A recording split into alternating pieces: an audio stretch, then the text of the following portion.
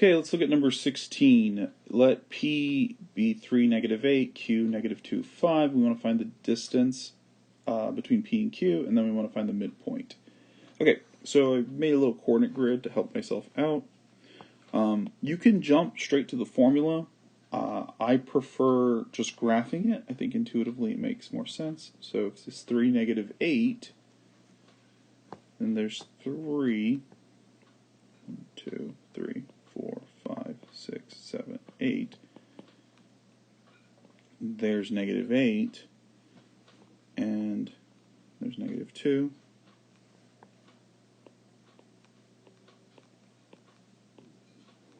And there's 5. Okay, so this is 3, -8, and here's -2, 5.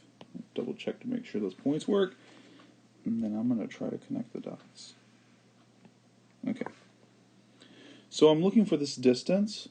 Okay, all I have to do is create a right triangle and do Pythagorean theorem, and that'll be my answer. Okay, now this is really easy to do to figure out the distance. So note if this is at 5, I'm jumping 5, and if this is -8, I'm jumping another 8. So 5 plus 8 is 13. So this entire length is 13. Okay, on the bottom, or rather on the horizontally, this is -2, and this is 3. So I jump 2 and then 3. So that's 5. Okay, what am I actually doing? I'm doing vertically, I'm doing -8 minus 5, right? And that's giving me a -13, but when we talk about distance, it's absolute value, hence the 13. And the other one, I'm doing 3 minus -2, which is 5, which again is technically absolute value. So that's 5. Okay? So if my dimensions are 5 and 13, then all I have to do is Pythagorean theorem, 5 squared plus 13 squared, and this will equal to my distance squared. So this distance squared. So this will give me 25. 13 squared is 169 equals d squared. And solve. I get, what is that, 1489, 194 is d squared. So d is equal to the square root of 194. Let's think about this for a second. What is 194 divided by 2? Let's see if we can take something out. So that would be 18 and then 14, so 97.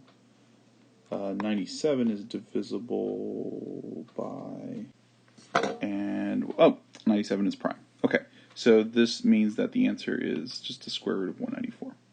Okay, so I think that that's the easiest way to do it. Draw a right triangle, do Pythagorean theorem. But let me mention that if you prefer to just memorize a formula and spit into it, x2 minus x1 squared plus y2 minus y1 squared will get you the same result. So let me show that real fast. So if the points are 3 and -8 and -2 and 5, I always like to label them x1, y1, x2, y2, so I don't make a silly mistake. And plug and chug.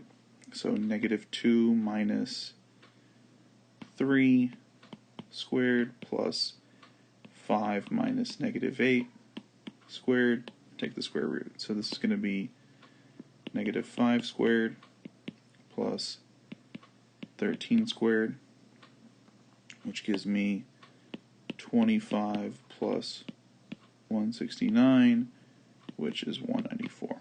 So you see you get the same thing. And in fact, if you look back at what I actually did, when I was doing this bit here and this bit here, you can see that I was just taking the difference. It's the same thing, right, as taking the difference of the x and the y components. So hopefully that makes sense. Midpoint, again, I think the easiest way is to understand what the middle of anything is, which is the average of the extremes. So if I define the middle as such, midpoint formula is x1 plus x2 divided by 2, y1 plus y2 divided by 2. Again, I like to label so I don't make a silly mistake. And then I'm going to add them together. So it's negative 3 plus negative 2 divided by 2, and then negative 8 plus 5 divided by 2. And solve these. 1 over 2, negative 3 over 2. And those are my answers. So the midpoint is 1/2 negative 3 over 2. Alright, hopefully that makes sense. See you in the next video.